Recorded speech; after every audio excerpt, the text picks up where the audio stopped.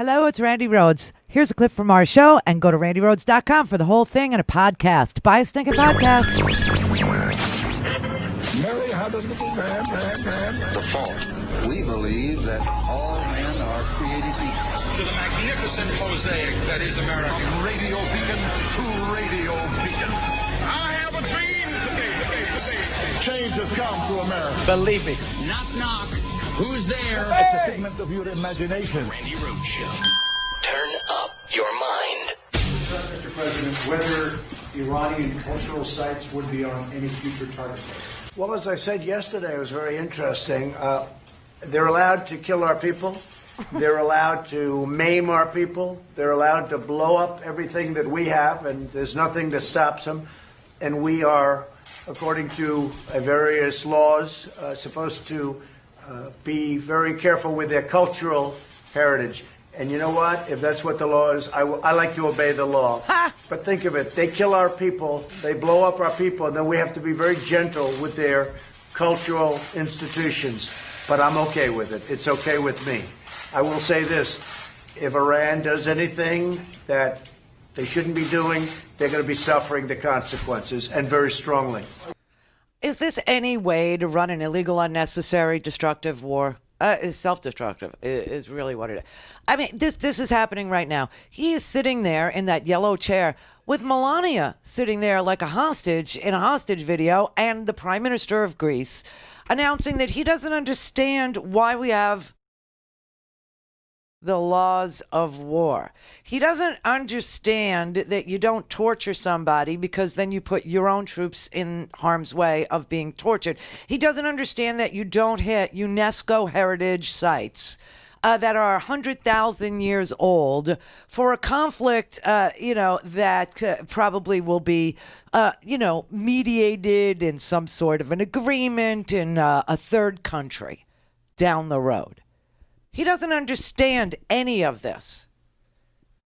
So everyone had to yesterday he said 52 sites, he'll attack the cultural sites.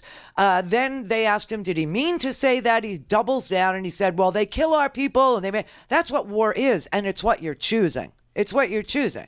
You are the commander in chief, and you can choose not to go to war, like when Iran went into the Saudi oil fields and, dropped some drone bombs on.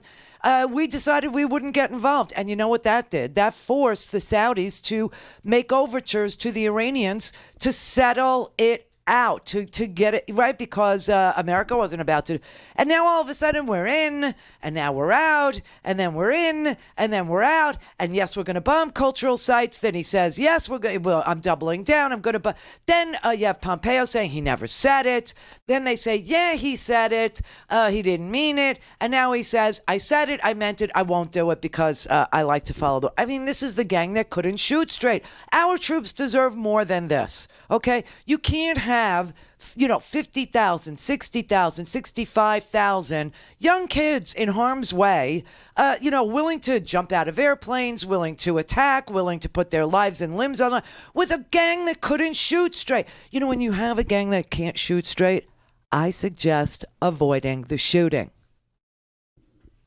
Just a little handy little reminder. Avoid situations that involve shooting, for God's sake, for the love of Pete.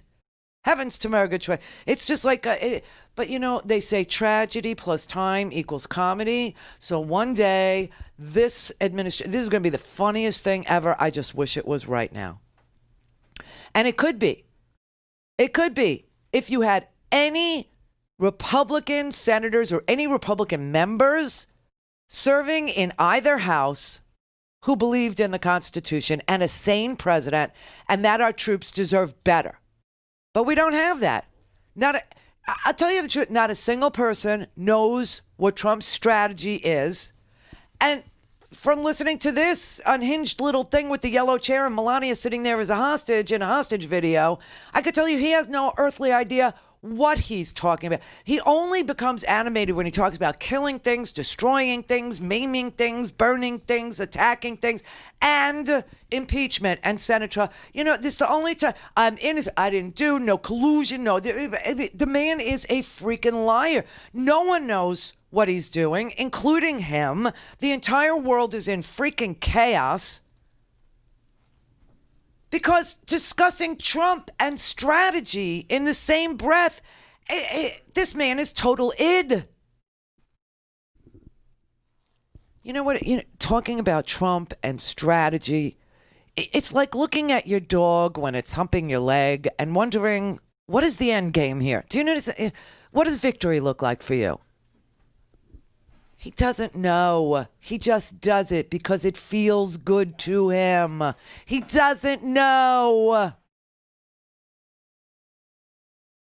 And so now we have all these press conferences suddenly today. Everybody like post facto. After the fact, you have Esper, you have Pompeo, who, by the way, was telling Donald Trump about, killing Soleimani months ago. And now, after the fact, they have to come up with a legal rationale because we have laws in this country. And they have to say there was an imminent threat, but they can't even make themselves say that because they know it's not true. Jackie Spear was on CNN about an hour and a half ago, whatever. She is part of the Gang of Eight, okay? She's seen the intelligence. Here is what she said about it. So I have seen the intelligence that's been provided by our intelligence community and also the letter from the president. So that amount of information does not make me feel confident that we have done what is appropriate. I think that this will go down in history as an epic foreign policy blunder by the President of the United States. I fear for all of our service members. I chair the Military Personnel Subcommittee. I've been at Fort Bragg, and now with no notice, all of those families have had their spouses sent off. We now have 40,000 members of our military in the Middle East. Esper said that the proof, so you've seen the intelligence. When he's talking about the intelligence, he's saying it was more than razor thin. It was persuasive. He said it was only a matter of days, certainly no more than weeks. Soleimani was caught red-handed on the ground in Baghdad. And then just making the point of when one terrorist leader is meeting with another terrorist leader, essentially he was indicating they were hatching a plan and only a matter of days, certainly no more than weeks. Is that what the intelligence told you? I think what Secretary Esper is saying is an effort to defend the impulsive actions by the President of the United States. Right. And unless he's reading different intelligence than I am, I can't say that it was persuadable. It was vague. Because there was no imminent threat. Because if there was, you would take out the operators. You would take out, whoever was the plotter. Whoever was, not the planner. Not the planner. You would take out the Mohammed Attas, for those of you who remember the 9/11, who were all, 15 of the 19 hijackers, Saudis. 2 from Lebanon, 1 was from the UAE. Honestly, no one from Iran. You don't take out a general and expect to stop a plot. If anything, if you took out their general, it would make them want their revenge. They would want.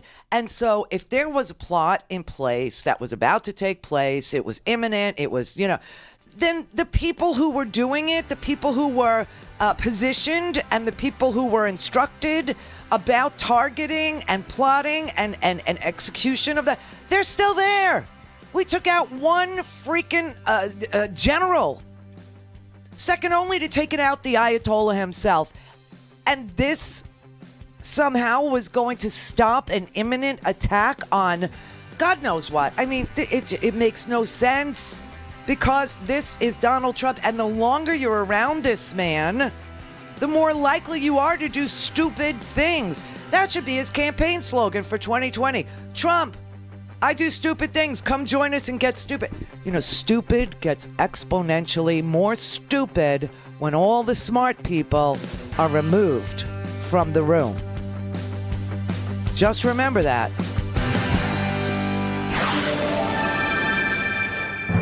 Go to RandiRhodes.com for the whole thing and a podcast. Buy a stinking podcast.